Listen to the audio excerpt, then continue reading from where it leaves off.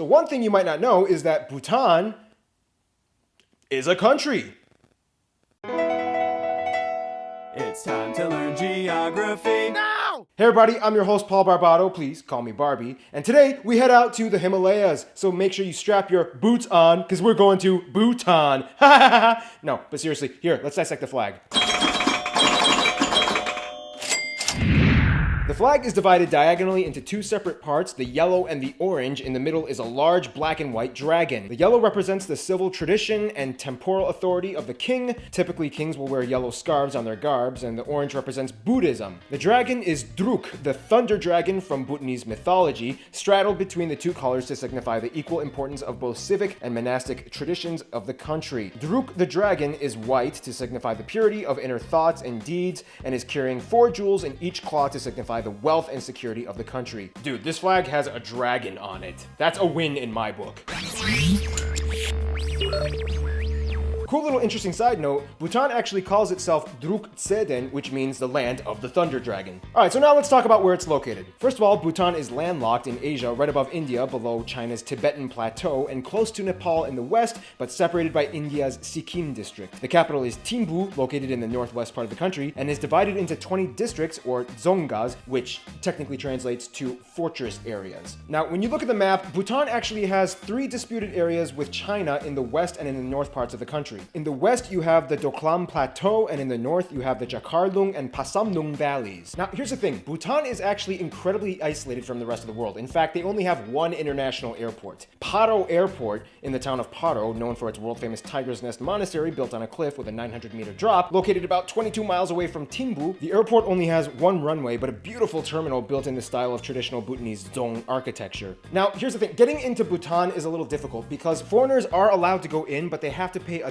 $250 daily tariff. That's right, every day you spend in Bhutan will cost you a minimum of $250. Of course, this cost covers a state-provided hotel and a tour guide that will take you around. However, the cool thing is a portion of this money goes towards funding educational facilities in Bhutan. So when you go there and pay the tariff, you're actually kind of inadvertently helping the country as well. The only foreigners that are exempt from this tariff are Indians, Bengalis, and Maldivians. All they have to do is just show their IDs. They don't even need a passport, and they don't have to pay for the tariff. Francais? Pay up! Svensk? Pay up! Canadian? Oh, you better pay up! Indian? Oh, sure enough, sugar, come over here. Let's have some sweet tea and crawfish. I don't know why I made Bhutan a Cajun black guy, but just go with it. Now, although there are many dirt paths that technically cross the border of Bhutan from India, there are only 3 main highways and roads that people typically use. The Daranga Road, the 152 Bhutan Road, and the most common one, the Point Sholing Thimphu Highway, located on the border towns of Point Sholing, Bhutan, and Jalgaon, India. Most people use this road to get in. The cities and towns are almost like stepping into a time warp. Many of the buildings and towns are well preserved and over hundreds of years old, including many of the dzongs or fortresses. In fact, the language of Bhutan is called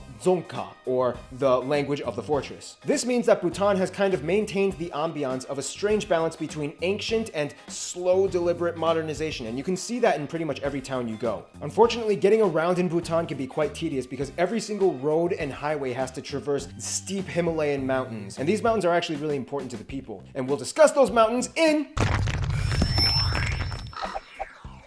Now, when it comes to landscape, Bhutan takes things very, very seriously. In fact, it's disputably the most greenest, eco-friendly country in the world. And it's actually quite Bhutan-iful. No? Okay. First off, the country is located almost entirely in the southern slopes of the Himalayan mountain range, and the country is almost completely mountainous with steep valleys and alpine hills that eventually drain into the southern plains of India. In fact, at about 7,000 meters, or about 24,000 feet, Bhutan actually has the world's highest unclimbed mountain, Gangkhar Puensum. It's considered a holy site to the Bhutanese people and is therefore left alone. Also, as of right now, Bhutan is the world's only carbon sink nation. This means they actually absorb more CO2 than they produce, and this can be attributed to a lot of things. For one, it's the only country in the world with constitutional obligations set upon its citizens to maintain at least 60% of the land under forest cover. Right now, Bhutan is at about 70%. If people cut down trees to aid the construction of their homes, they're typically required to plant new trees to replace the ones that they chop down. Most of the country is powered by hydroelectric power that they receive from turbines from hydroelectric plants. In fact, hydroelectricity makes up about 40% of Bhutan's export sector, mostly as they sell it to India, which also makes Bhutan the only country in the world where renewable energy is is their largest export. In recent years, Bhutan's mission was to provide every single citizen with electricity. If rural households didn't have electricity, the government would issue free solar panels, even though sunlight is kind of limited in the Himalayas. Bhutan is also the only country in the world that completely banned plastic bags, as they are seen as a major source of pollution, and they also completely banned tobacco and cigarettes. Another thing Bhutan takes very seriously is its wildlife. Various animals like langurs, Bengal tigers, sloth bears, red pandas, sambars, the beautiful and rare clouded leopard, blue sheep, and those strange barking deer that have fangs. I'm not even joking, there's an animal called the barking deer and it has fangs, look it up. In fact, it is a very serious punishable crime to kill any endangered species in Bhutan. If anybody is caught killing a black-necked crane, they could receive a life sentence in prison. The food here is great, by the way. And believe it or not, these people actually like really spicy foods. Let's talk more about these people.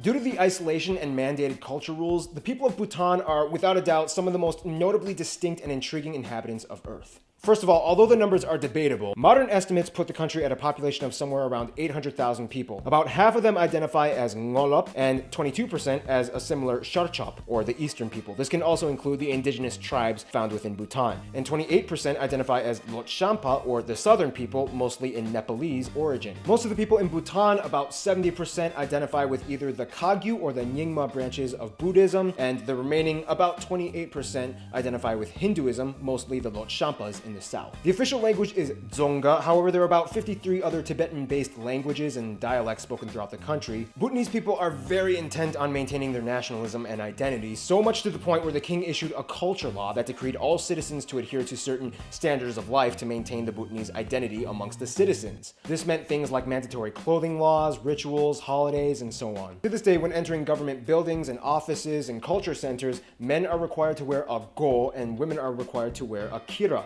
the traditional clothing of Bhutan. This rule caused a lot of backlash, especially with the Lhotshampa minority, whom were mostly Nepalese and refused to follow the culture and wardrobe law. Things got so bad that Bhutan actually ended up exiling over 100,000 Lhotshampas for not adhering to the culture laws, and to this day many of them are in exile, mostly in India. Bhutanese culture, or more specifically the Ngolap and Sharchop groups, are heavily influenced by Tibetan culture. To put it in the simplest way I can, Bhutan is kind of like an extension of the Tibetan Empire that kind of went a little rogue and did its own little thing. The official language, Dzonga, is actually very similar to the Tibetan language, and they even use the same alphabet. The only difference is some of the letters make different sounds, but overall, generally, people who speak Dzonga can understand what Tibetan people are saying more often than not, and vice versa. The Sikkimese people of northern India also have a similar language structure to Dzonga, but it's a little bit more unintelligible, and they write a different way too. To make things even crazier, due to a former ban from the former king, Bhutan didn't even have any TVs until 1999 and internet until the early 2000s. And to this day, Bhutan is the only country in the world that deliberately chooses to not have any traffic lights and instead opts for traffic guards.